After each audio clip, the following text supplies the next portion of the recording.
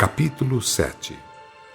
Feita uma nova sessão, na residência da senhora Alzira, meu pai comunicou-se, havendo feito algumas considerações. Tendo-lhe feito eu saber que na volta carreava impressões desagradáveis, informou-me. É vantajoso que isso ocorra, assim você fica certo de que naquelas paragens a vida transcorre em ambientes de graves compressões emotivas. Já não sofrem certas dores e gozam da graça do trabalho fraterno, mas, como sente, ainda sofrem dores psíquicas, tristezas agudas.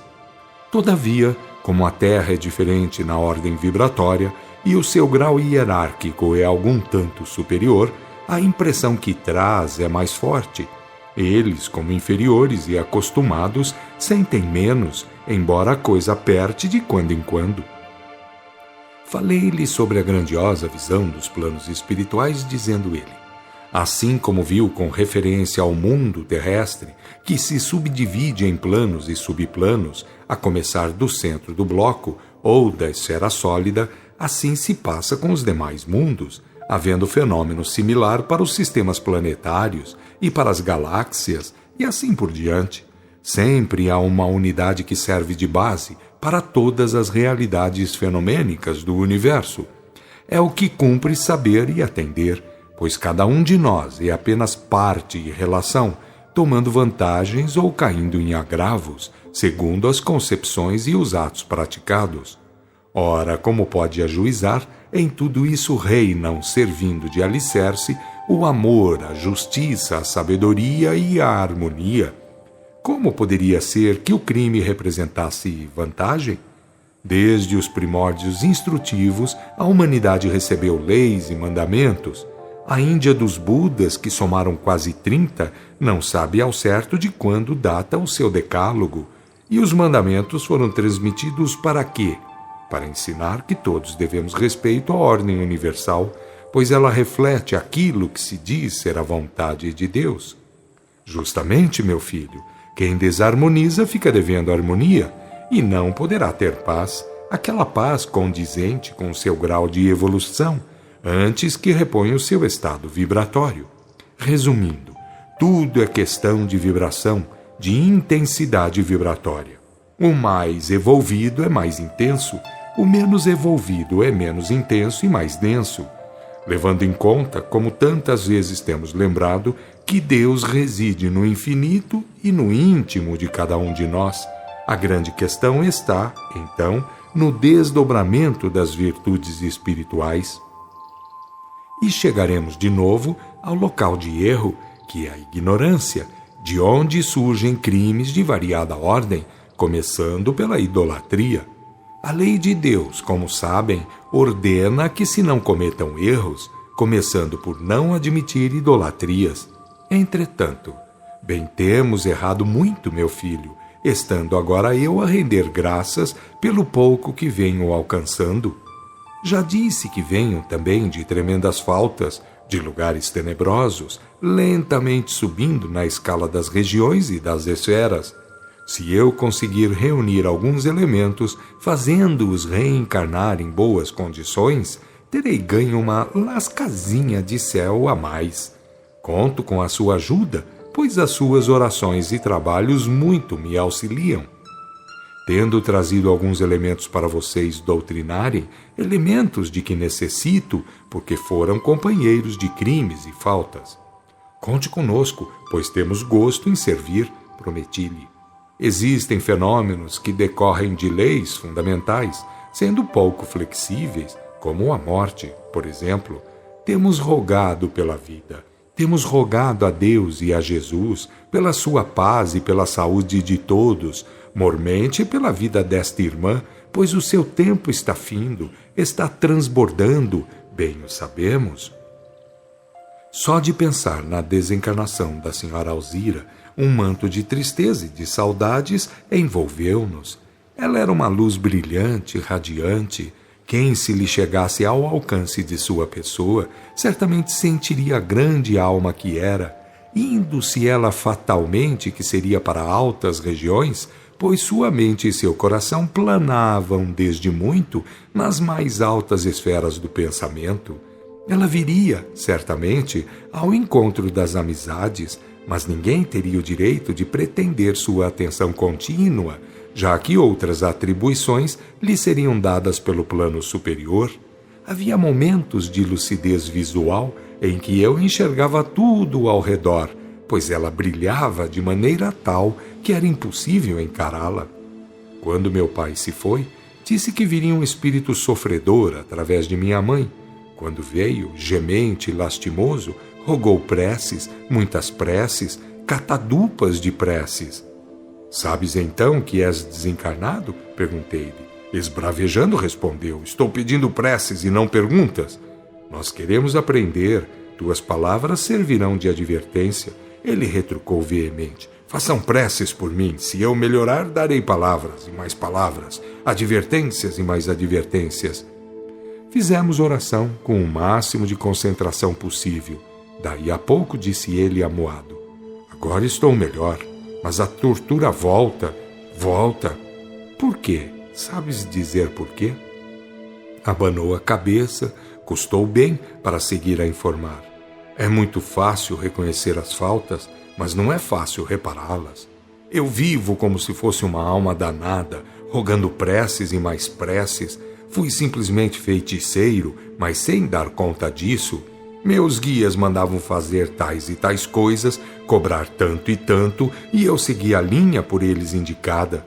Fiz muitos despachos e ganhei muito dinheiro, mas a vida findou-se, não tendo eu conseguido paz em parte alguma. Sinto uma secura na alma, nas profundezas de mim, como se me faltasse a vida, como se brasas me estivessem liquidando de dentro para fora, numa voragem de fogo e de torturas. É quando rasgo pela terra, qual fantasma em desespero, rogando preces e mais preces. Sempre encontro quem faça orações, quem me diga palavras de consolo, quem até chore por mim. Entretanto, passo mal por algumas horas, depois volta, medonho e cruel, apavorante. Volto a correr pela terra, volto a rogar. Sempre assim, sempre assim. Meu Deus, eu sei que devo muito. Piedade, Senhor, piedade. Convoquei meu pai, que vindo novamente comentou: 90% daquilo que ele diz está errado. Ninguém é feiticeiro sem saber, nem é tão fácil conhecer e reconhecer as faltas. Também não é certo o que diz sobre os guias, pois foi ele quem os obsedou com o seu forçamento mental, fluídico e acional. A única verdade é que ele sofre tremendamente. Então, papai, ele está mentindo? Não está mentindo, mas está muito enganado. Ele sofre a tangência de suas obras, porém de maneira para ele sem explicação. É esquisito, pois quem se esmerou em artes danadas, covardes e traiçoeiras, agora se revela ignorante de leis até bem rudimentares. Observem que traiu a lei, traindo-se a si próprio, por longos anos. Teria sido inconscientemente? Reparem que convocou elementos da pior espécie, talvez todo o tempo em que exercitou o mediunismo. Seria sem o devido conhecimento de causa? Esfolou animais, inocentes irmãos, para seus despachos, e não teria certeza do que estava praticando? Cobrou altas contas pelos tristes e repelentes serviços de macumba. Teria sido sem querer? Devemos ou não pretender auxiliá-lo, papai? Sim, com todo o carinho possível. Entretanto, reconheçamos primeiro a supremacia da lei, ensinar, explicar, incutir pensamentos de contrição. Nunca, porém, julgar a lei e a justiça por causa das faltas de quem quer que seja. Devemos desculpas e perdões uns aos outros. Acima de tudo, porém, devemos observar os ditames da lei e da justiça. O espírito bramiu, queixoso. É o primeiro que me acusa ao invés de ter piedade. Meu pai falou-lhe com brandura. Antes de ser um irmão, sou agora um servo consciente de Deus. Jamais poderia trair a lei e a justiça, justificando o crime. Tiveste piedade de tuas vítimas? Deixaste de cobrar os teus horrendos serviços? Imaginaste na inocência dos pobres animais esfolados? Consideraste a prisão criminosa a que sujeitaste os pobres irmãos inferiores com as tuas amarrações fluídicas? Percebeste a gravidade das invocações hediondas, forçando ao erro aqueles que já estavam sobrecarregados de faltas? Desgraçado de mim, estou perdido, bramiu o pobre torturado. Meu pai prosseguiu: ninguém está perdido, ninguém é desgraçado. Apenas, irmão, tens obrado o mal e deves ressarci-lo.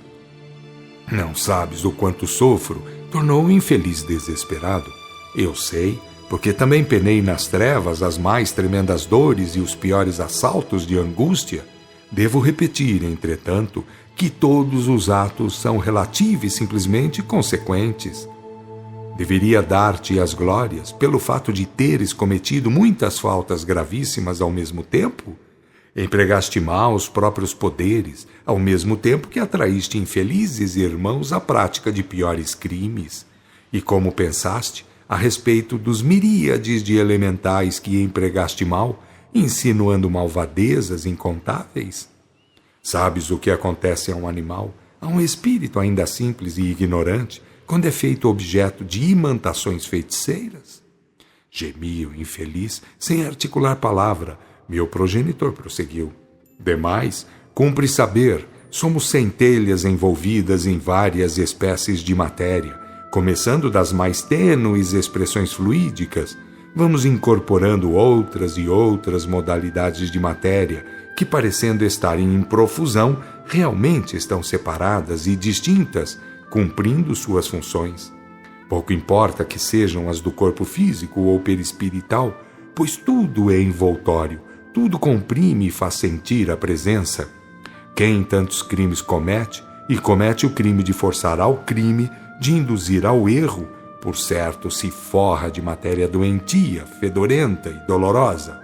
Assim é que estás, infeliz irmão, mesmo depois de teres estado em lugares de inenarráveis tormentas.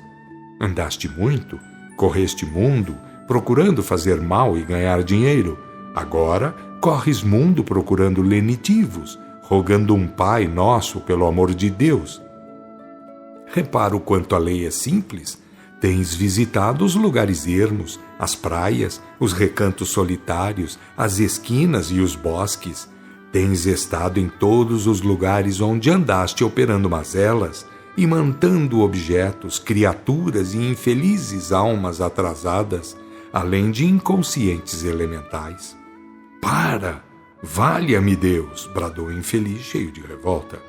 Feito breve silêncio, logo após meu pai esclareceu: não estou acusando, pois eu não poderia acusar. Também invoquei o Senhor para obrar a iniquidade. Também arrastei a minha tormenta pelos vales tenebrosos do subsolo.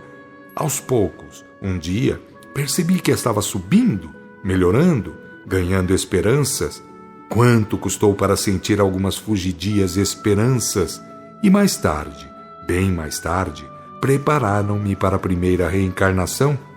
Não te falo como juiz, mas como irmão que já pecou muito e resgatou, não tudo, porém o suficiente para servir com bastante ponderação ao poder supremo que a todos rege e encaminha. Estás revestido de um corpo horrível, cheio de marcas e vincos terríveis, que significam dores agudas, desesperos e angústias de morte. Entretanto, podes crer, estás melhorando sensivelmente, embora devagarzinho, lentamente. É que aos poucos estás modificando a mente e reformando o teu adensado e vincado corpo perispiritual. A limpeza não poderá ser repentina, é claro, uma vez que as faltas foram longas, pertinentes e conscientes. Sim, muitas vezes pensaste na lei, no reverso da medalha, nas consequências posteriores. Todavia, entregue aos caprichos de alguns espíritos desequilibrados, professos do mal, tiveste medo, foste covarde, continuaste o trabalho insano, malfazejo e cruel. Por Deus, para! Berrou o infeliz num estertor. Meu pai prosseguiu sem lhe dar a menor atenção. Nossos pensamentos movimentam elementos e forças formidáveis. os diferentes estados da matéria substancial, os diferentes graus espirituais que por afinidade vibratória se confinam, as cadeias mentais e o equilíbrio moral, tudo se movimenta ao redor do homem, segundo como na intimidade se prontifique a pensar e agir. Destarte, interior e exteriormente, valores se movimentam, construindo um estado de ser e estar compatível com a moral empregada. Como pretender melhoras sem ser pelo refazimento? E refazer como sem ser pelo trabalho? Trabalhar como se estou em desgraça? Queres trabalhar? Perguntou-lhe meu pai. Eu sei que necessito trabalhar, eu sei, respondeu torturado. Agindo com autoridade, falou-lhe meu pai. Temos para ti ordens a cumprir.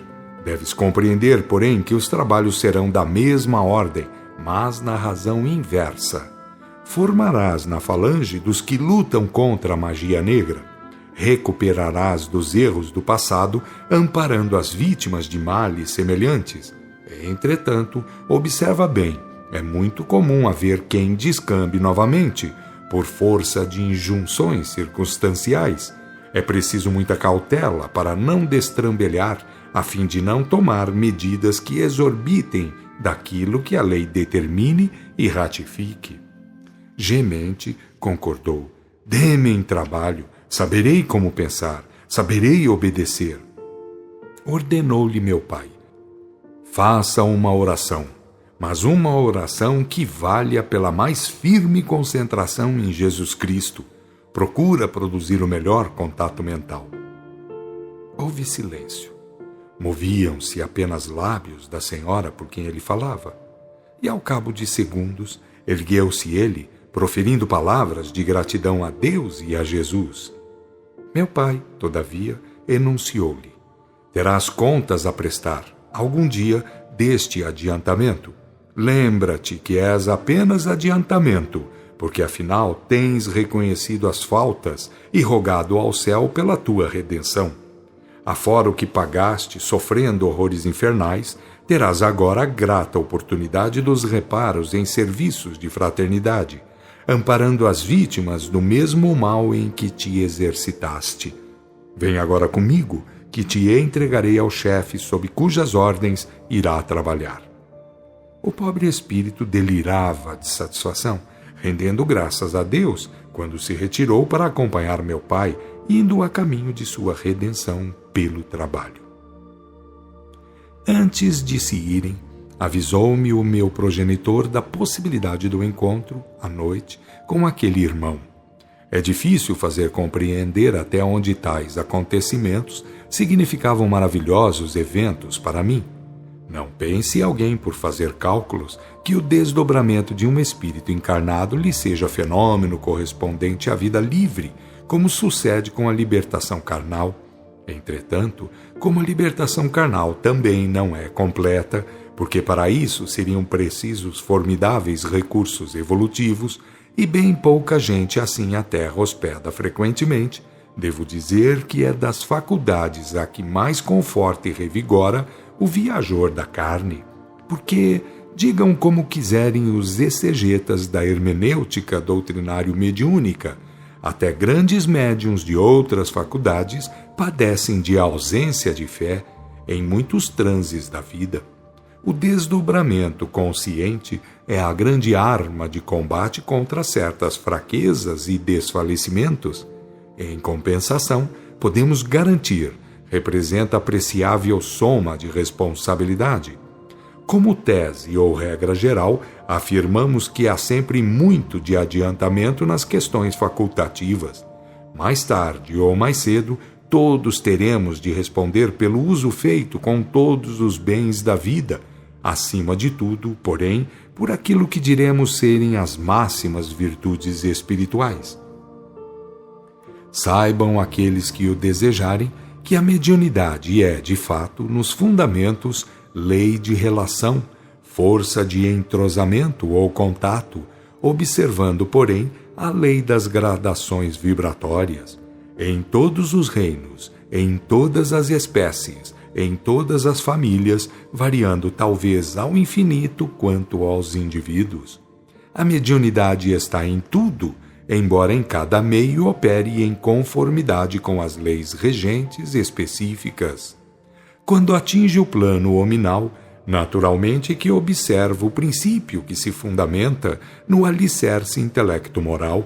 Isto quer dizer que essa lei de relação age consoante a evolução dos elementos em seus respectivos meios, havendo, portanto, para efeito discernitivo, que considerar os fatores seguintes, pelo menos: gênero, espécie e família, individual e socialmente, sejam elementos materiais ou espirituais. Porque, afinal de contas, em plano algum da chamada criação, os indivíduos vivem e agem distintamente. Há sempre o regime de interinfluência, motivando abalos e choques ou entendimentos e sintonizações harmônicas em todos os planos da vida. E nos planos hominais, notemos bem, ainda restam as questões chamadas delegadas, os casos de adiantamentos facultativos e, infelizmente, devemos dizer que grande é o número dos que malbaratam as vantagens naturais e as graças facultativas, isto é, não aproveitam o que é próprio e não honram o que é por graça. Não é preciso comentar os resultados, pois as consequências são concludentes.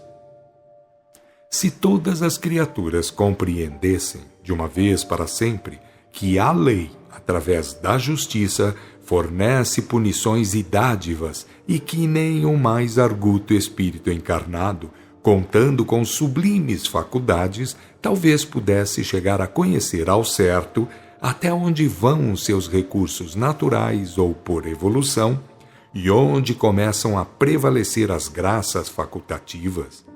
Digo, pois, que muitas criaturas agiriam com a maior prudência, a fim de não se darem a usos comprometedores.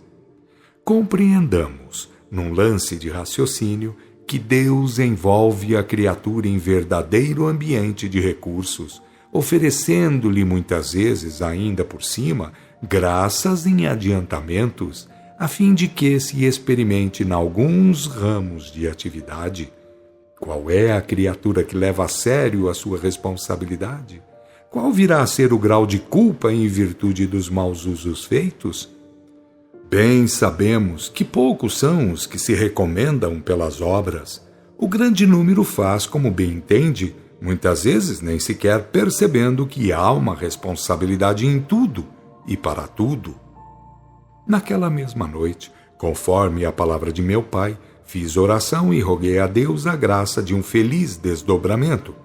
E mantive a palestra alvitrada por meu pai com aquele infeliz irmão que usara suas faculdades, e mais as graças facultativas para fins condenáveis ou inversos à lei de Deus. Ele era um homem louro, bastante alto, meio encurvado, apresentando na fisionomia as marcas de grandes tristezas em mescla com algumas esperanças. Ainda se descobriam em seus olhos as expressões de pasmo e horror, desconfiança e medonhos traumas íntimos, coisas naturalmente trazidas daquelas tristes regiões onde estivera. Sua voz era rouca, sufocada, impressionava bem mal. Abordando-o, procurei fazê-lo com bondade, lembrando que ser cristão é saber, compreender, perdoar e auxiliar nos rumos da verdade libertadora. Então, disse-lhe, estamos sempre defronte aos trabalhos redentores. Em tom bastante humilde, murmurou, aqui estou com meu catecismo. Diz ele que o cérebro e o coração deviam ser melhor aproveitados, a fim de conseguirmos mais, sofrendo menos.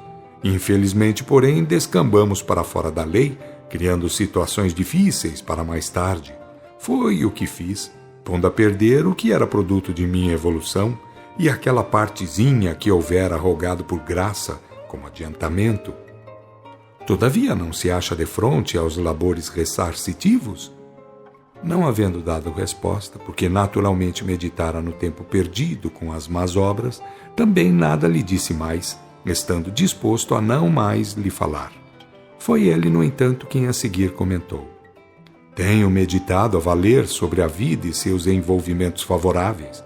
Verdadeiramente, Deus rodeia a criatura de vantagens múltiplas para que ela tenha o necessário e até mesmo a sobra. A natureza em geral fornece à criatura elementos fantásticos de aproveitamento, além de sábias lições de ordem e mecanismo, onde o fator moral se revela pujante. A criatura, no entanto, esquece até mesmo o que é mais evidente, como soem ser os valores telúricos, indo a ponto de menosprezar ao que é de acendrado teor espiritual. Usa estupidamente o céu e a terra, emprega a verdade para efeitos mentirosos, cultiva o ódio em nome do amor e lança a desgraça por conta da harmonia. Colocou a mão direita espalmada sobre o peito, exprimindo. Sinto o peito em fogo, dói-me a alma inteira. Senti que o pobre sofria, porque sua aura me invadiu num instante, trasladando-me suas angústias de espírito e dores corporais. Assaltado por aquela tormenta, veio-me a ideia, o desejo de auxiliá-lo, pelo que ofereci, compadecido. Em que poderei auxiliá-lo? Sei que sofre horrores. Erguendo a cabeça de maneira a causar pena, rogou: ore por mim, mas ore com sentimento, porque só o amor é realmente grande. Você disse, enquanto estive comunicando, que se o inferno contivesse um pouco de piedade, certamente deixaria de ser inferno. Digo que é uma grande verdade, verdade que fala através de minhas feridas espirituais. Rogo, pois, que faça preces por mim. Quando os pensamentos bons chegam a mim, sinto que é como se milagroso bálsamo caísse do céu em cima de minhas chagas e purulências. Como estivesse ele defronte a mim, recostado numa parede, pedi que ficasse em silêncio durante alguns segundos, com a mente voltada a Jesus crucificado, meditando no imenso ato de renúncia. Enquanto isso, disse-lhe eu, iria fazer uma rogativa de todo respeitosa, desejando a melhora possível, nos pródromos da lei e da justiça. Confesso minhas culpas, emendou ele em tom penitente. É uma grande coisa reconhecer os erros. Pense em Jesus crucificado. Vamos ver o que virá. Aos poucos, senti que algo superior vinha sobre mim, em forma de ondas que iam e vinham. Eram sublimes descargas energéticas que eu sentia passarem por mim e irem ao encontro do pobre irmão, beneficiando-o possivelmente. Quando se findava a operação de auxílio, vi que, ao lado dele, aparecia uma senhora, ou irmã, criatura de grande esplendor espiritual, porém revelando no semblante os sinais da tristeza piedosa. Permanecendo quieta, apontou para ele, que não podia vê-la por causa das deficiências psíquicas ou vibratórias, indo embora sem nada dizer, mas esboçando agradecido sorriso. Compreendi que ela bem poderia estar simbolizando a piedade, naturalmente a piedade que eu lhe ficaria a dever. Acha que adiantou alguma coisa? Perguntei-lhe. Ele sorriu, um sorriso entremeado de felicidade e de amargura, proferindo: o amor seria capaz algum dia de nada significar? Bem, mas o senhor sabe que estamos em face da lei e cumprindo desígnios judiciários. Além do mais, agi por mim mesmo, sem ordem alguma superior. Ainda com vago sorriso nos lábios, considerou: se eu, agindo por mim nos domínios do mal, obtive fatos consequentes de subida gravidade, merecendo os infernos de variada ordem e especificação, por que razão o senhor, agindo por si nos domínios do bem, teria o direito de duvidar do amor de Deus? Sei que estamos em face da lei para todos os efeitos e sempre. É notório, entretanto, que a piedade atinge altas expressões dirimentes, além de estar acima de cogitações. Isto é, humanamente, ela deve ser executada, ficando as reações consequentes a cargo de melhores alturas, daquilo que chamaria de tribunal divino. Agiu muito mal, uma vez que pode pensar tão bem, observei. Contrito, aclarou. O delírio de poder me engoliu. Todos os enganados pelos espíritos ruins se acreditam fortes e poderosos. O fascínio dos fracassados do mundo espiritual é arma insidiosa capciosa, difícil de ser vencido. Eles garantem condições de força e de poder, ativando recursos de que podem e sabem lançar mão até o final da comédia. Depois, como sucedeu comigo, sumiram, abandonaram-me. Ao abrir os olhos para o mundo espiritual, primeiro vi céus e maravilhas, caindo a seguir num tremedal fantástico, tremedal que a seguir fez treva, dores e angústias que pareciam não ter fim. Eu sei que me fizeram ver o que poderia ter ganho, todas aquelas glórias inenarráveis, todo aquele imenso cabedal de sublimes recursos espirituais, para enfim fazerem-me receber o justo, apenas o merecido, a fim de eu mesmo aprender o discernimento das verdades de Deus. Formidável lição, exclamei. Ainda sorrindo amargamente, comentou. Formidável, pois se custam trabalhos as más práticas, por que não aproveitar o trabalho em nobres ações? Se empregamos o cérebro e o coração a fim de obras comprometedoras, por que não usá-los conforme os ensinos da lei? É de fato formidável a lição, mas não seria melhor aprendê-la de outro modo? Você, de acordo com o que me disseram, e tudo faz crer pelas faculdades de que goza, não está aprendendo acima de tamanhos sofrimentos e tão significativa perda de tempo? Concordo que a dor seja um recurso, não porém um único. Acima do sofrimento devem encontrar-se a inteligência e o amor. Imediatamente advertiu, pois eu tenho a mais plena certeza, meu senhor, que a inteligência e o amor são os recursos normais e justos, nada mais sendo a dor senão a medida extra ou a fase de forçamento. Basta elogiar a dor para se estar em falta. Essa é a concepção a que estou chegando em breves horas, depois de ler este catecismo. Nem poderia ser de menos, pois até os animais inferiores têm noção do que é melhor, seja por intuição inconsciente, seja lá pelo que for. Ora, meu senhor, isto quer dizer que Deus dá os recursos e oferece os exemplos antes que a criatura por si mesma cometa erros e se castigue. Demais, como pôde observar através do meu caso, que é similar aos demais, onde estaria a minha razão justa de queixa? Quem foi que empregou mal os recursos naturais e aqueles que foram adiantados por graça? Quem moveu a lei e a justiça contra mim, sem ser eu mesmo?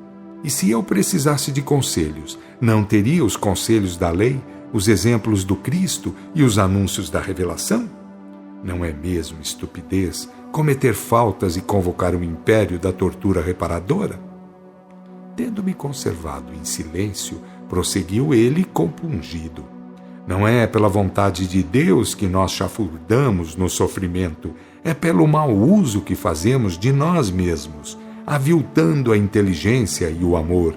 Quando nada mais tivéssemos para contar, como recurso defensor, teríamos o recurso do instinto de conservação, que é o mais elementar, que é aquele de que até os ditos irracionais sabem usar. Isto quer dizer, então, que os conceitos humanos se acham errados ou embotados às virtudes básicas. Não é isso? Tive um ímpeto de riso pela ideia que me aflorou a mente. Como permanecesse calado, manifestou ele a curiosidade, havendo-lhe eu dito. Que coisa ridícula chegamos a ser em face das leis regentes do universo.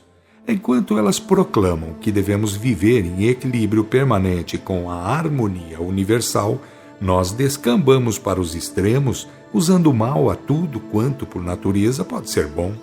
Assim, por exemplo, o culto religioso, que é tristemente adulterado. Alguns pecam pela falta de conhecimentos, negando tudo quanto é espiritual, animalizando-se, portanto, quando não seja fazer coisa pior. Outros apelam a todos os recursos idólatras, traindo a disciplina perfeita, que é amar a Deus como espírito e verdade, ou em base de amor e de ciência. Outros ainda, como no seu caso, até mesmo da revelação fazem mau uso, descambando para a feitiçaria. É do que me estava a rir, pois até parece jogo de infantilidade. Abanando a cabeça, balbuciou. Antes o fosse. O mal é que andei lendo muito, acumulando conhecimentos, assumindo graves responsabilidades.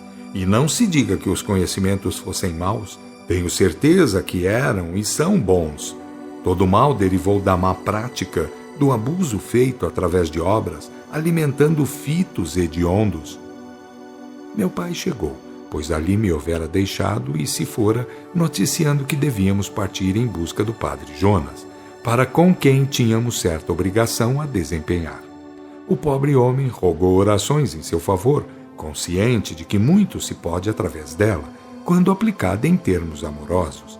De fato, pelo que dissera, demonstrava conhecer o mecanismo da força mental, força que arrasta consigo fortes contingentes de valores espirituais, morais, mentais, energéticos e fluídicos, valores que operam maravilhas quando as felizes associações ocorrem. Fomos em demanda ao padre. Varamos lugares e barreiras em fração de minuto, encontrando-o em oração, no meio de uma renque de árvores, conservando na mão o livrinho que lhe haviam dado para se iniciar nos conhecimentos curadores. "Salve!" exclamamos a um tempo. Erguido num repente, respondeu a saudação, revelando grande alegria no semblante. "Preparando-se?" perguntei-lhe. "Os filhos de Deus são repositórios de virtudes divinas, poderes que devemos desabrochar à custa de trabalhos nos campos do amor e da sabedoria. Em lugar de simulacros e salamaleques, rituais e sacramentismos pagãos e comerciáveis, devemos procurar conhecer as leis determinantes dos fenômenos, a fim de aplicá-las bem e para o bem." Sustentando alto o livrinho, bradou: "Um grande mestre! Um grande mestre!" Meu pai perguntou-lhe: "Já começou a funcionar como aplicador de mãos?" "Não. Tenho 15 dias de estudos e meditação antes de começar. Além do mais, devo saber olhar para a chamada criação, sentir amor pelas coisas de Deus. Eu jamais teria sabido antes como se deve encarar um animal, uma planta, uma flor, as águas, as montanhas e os vales. Tenho aprendido verdades interessantes, fontes de recursos maravilhosos." A grande lei é amar, Jonas. Sempre foi e jamais deixará de ser. Quem não sabe amar não sabe servir a Deus nem a si próprio, e tudo quanto não é simples é superficial, sendo consequentemente corrupção e idolatria.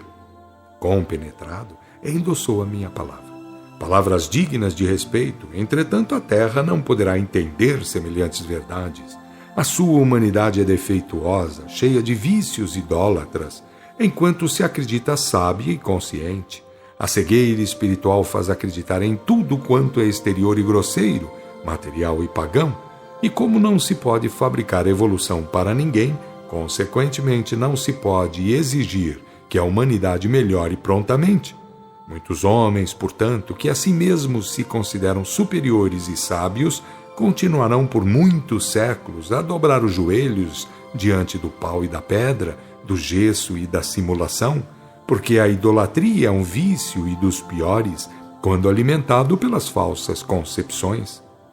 "Jonas", disse-lhe meu pai, "estás aprendendo bem depressa. É admirável que um discípulo da idolatria tão pronto se faça um bom filho de Deus apenas ao ler um bom livro. Nós que viemos ao teu encontro a fim de serviço, temos grande prazer em saber que estás assim adiantado nas lições da verdade e do amor." "Serviço?" indagou ele admirado. "Sim, viemos para te servir em alguma coisa. Dentro de alguns minutos aqui estará uma outra pessoa encarnada que muito bons fluidos poderá te fornecer, contribuindo para a tua melhora relativa. Estamos de hora marcada, estamos quase em cima da hora." "Há em Deus mais justiça do que parece", respondeu ele a meu pai, enquanto mantinha o semblante lívido, contemplativo. "Sim, de tudo chega a hora, pois não?" disse-lhe meu pai satisfeito. "Tivéssemos um pouco mais de bom senso", observou ele, "e provocaríamos bastantes horas agradáveis. Noto que tudo vem por consequência, que em tudo devemos ser juízes em causa própria. Ontem, estando a ler este livrinho, veio a mim o monitor, entrando em palestra comigo, discutindo questões doutrinárias. Por fim, sacando de um bolso um livrinho, mandou-me ler em determinado lugar. Era o último capítulo do Apocalipse, capítulo formidável, porque contém toda a moral do processo evolutivo, lembrando radicalmente a responsabilidade de cada um perante as leis da vida. Ninguém dá nada de graça, nem erradamente. Tudo é segundo as obras no âmbito da mais impoluta justiça. Mal terminava ele o seu discurso, quando a senhora Alzira chegou cheia de alegria e toda envolvida em luzes e alegrias. Estacou junto a nós, restringiu o brilho que externava e prontificou-se a servir. Tamanha foi a minha alegria ao vê-la tão perto e senti-la tão elevada perante Deus que lágrimas me rolavam pelas faces. Ela veio a mim, beijou-me a testa com maternal carinho, dizendo: bem-aventurados devem ser os que sentem prazer na felicidade alheia. Deus te abençoe, Teodoro, pelo fato de poderes amar o próprio amor. Jonas veio a ela com os braços estendidos, exclamando: filha do céu, dize alguma palavra boa para mim. Acreditas no amor? Perguntou-lhe ela, sorrindo com simplicidade. Jonas encolheu os ombros, sussurrando: não tenho certeza, minha senhora. Tão pequenino que sou e cheio de grandes dívidas. Todavia, como possas tu penetrar minha alma, observa que estou arrependido e desejoso de acertar com o caminho. Se não acredito no amor, porque para bem crer é necessário bem saber, pelo menos acredito nas almas que já se fizeram dignas do Pai. Jonas derramava copiosas lágrimas quando terminava suas palavras.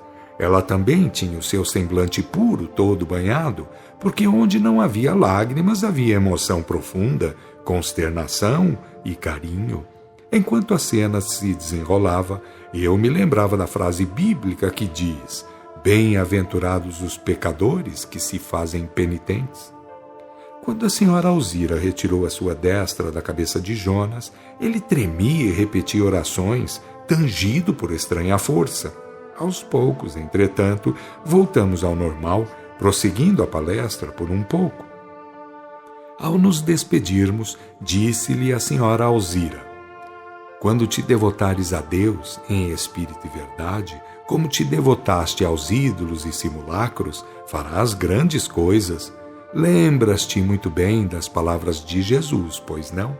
Ele repetiu as palavras de Jesus como se acham no capítulo 14 do Evangelho segundo João, acrescentando o reverente: se os grandes corações continuarem a me visitar, certamente farei grandes coisas, mesmo antes de tamanho devotamento, pois se estou sendo visitado assim, apesar de minhas culpas e deficiências, como não devo sentir que o amor de Deus se derrama sobre mim? Que graça é esta que vem sobre mim, eu que jamais soube o que fosse querer verdadeiro bem a alguém? Não é Deus que vem a mim através de seus filhos servidores para me ensinar a grande lição do amor divino? Hei de me lembrar de tuas graças, que deves tê-las recebido de Deus quando tiver que atender a quem tenha menos do que eu. Creio que aprendi uma grande lição. Deixamos o padre entregue às suas meditações, volvendo à terra encantados com a grande viagem. No dia seguinte, ou quando fora dia, corri a perguntar à senhora Alzira se tinha lembranças do acontecido. Ela estava serena, simples e consciente de tudo, informando minuciosamente sobre o que se havia feito. E enquanto eu pensava nas importâncias do fenômeno em seus caracteres exteriores ou no fato em si, tendo ela feito alusão, comentou observando: os fenômenos dão provas das leis que os determinam. Rendamos graças a Deus pelo acontecido, porque isso significa que estamos aumentando nossos créditos perante a soberana lei. O que importa dizer que estamos ingressando bem na unidade sagrada, na fonte divina. Esqueçamos o corpo da questão para lembrarmos o espírito da questão, pois sem atingir as leis mais profundas, não é possível provocar os mais intensos fenômenos, porque eles representam, na escala, as diferenciações vibratórias, os graus psíquicos específicos, tratemos de melhorar os nossos sentimentos, procuremos equipar a mente com os melhores recursos do saber, a fim de conseguirmos subir na escala dos valores imortais. Para terminar a sua concisa locução, aconselhou: a Terra, Teodoro, em sua fase evolutiva, é um mundo onde a piedade nunca deve ser esquecida.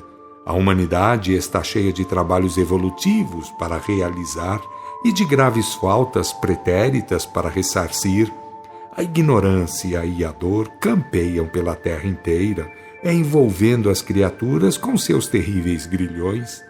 Antes de mais nada, ponhamos a piedade a funcionar, procurando amar intensamente, fazendo todo o bem possível.